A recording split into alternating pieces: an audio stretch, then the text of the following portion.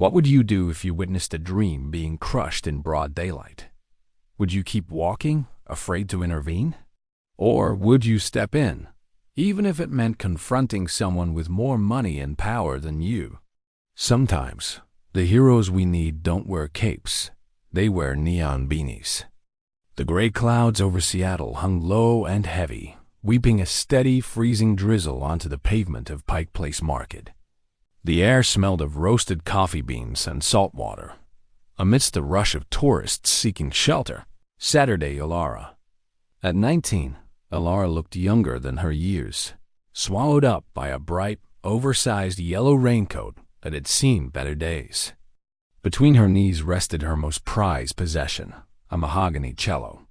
It was chipped at the neck, but the sound it produced was rich and mournful, cutting through the noise of the city. Elara's fingers were red from the cold, but she didn't stop playing.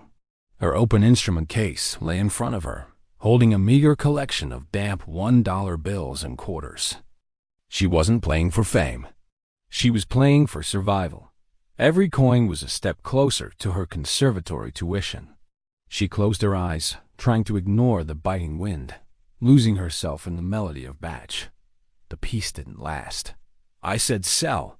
Sell it now. A voice boomed, sharp and grating. Striding through the crowd like he owned the sidewalk was Marcus. He was impossible to miss in a pristine, tailored beige trench coat that didn't have a single wrinkle.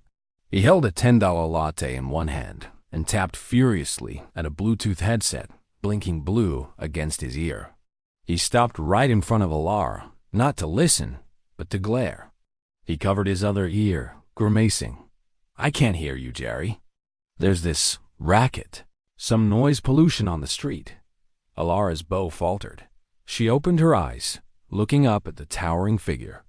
I am sorry, she stammered, her voice barely a whisper. I can move if... Yeah, move, Marcus snapped, lowering his hand from the headset. You're disturbing professionals. Go find a subway tunnel or something.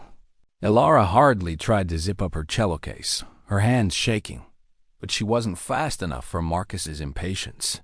As he turned to storm off, his polished leather shoe hooked the edge of her open case. With a cruel, careless motion, he kicked the case. It spun across the wet concrete. The coins, her lunch money, her bus fare. Her savings skittered across the slick pavement and poured directly into the storm drain grate.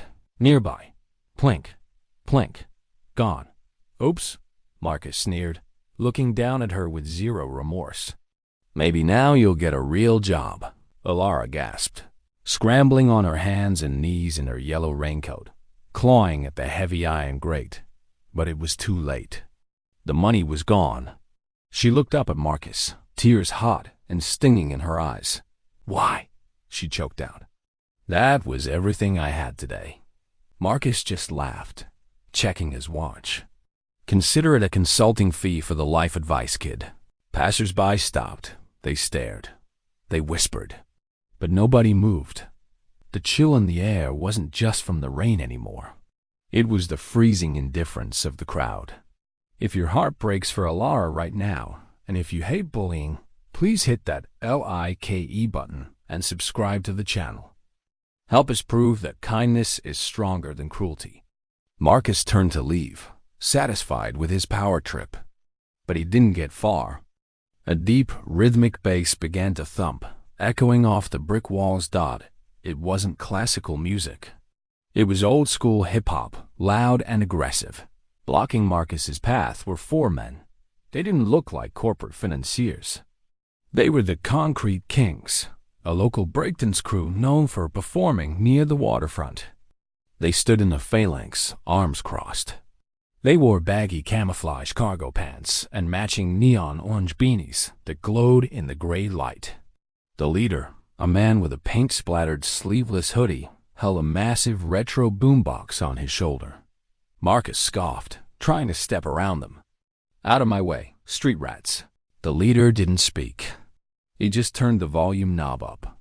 The bass rattled Marcus's teeth. The four dancers stepped forward in perfect unison, their heavy boots splashing into the puddles. You got a problem?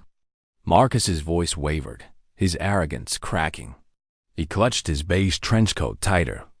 The leader finally spoke, his voice low and calm. "We saw what you did to the girl. You kicked her money. Now you're going to replace it." I don't have cash," Marcus lied, looking for an exit. The crew began to move. They didn't hit him. Instead, they used their art. One dropped into a windmill spin right at Marcus's feet, forcing him to jump back.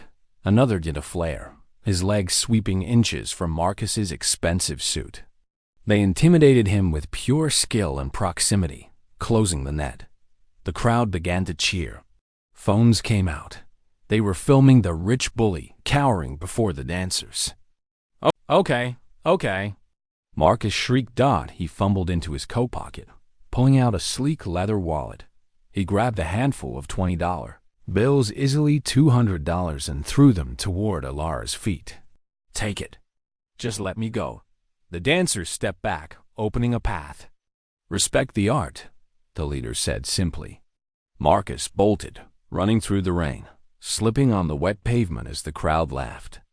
The leader of the Concrete Kings walked over to Elara, helping her pick up the cash. He tipped his neon beanie, and she managed a tearful smile. It takes $0 to be a decent human being, but it costs everything when you lose your humanity. Marcus had the money, but the streets had the heart. Now, I have a question for you. If you were in the breakdancer's shoes, would you have let Marcus go, or would you have done something else? And tell me, where are you watching from today? Drop your city in the comments below. Thanks for watching, and remember to be kind.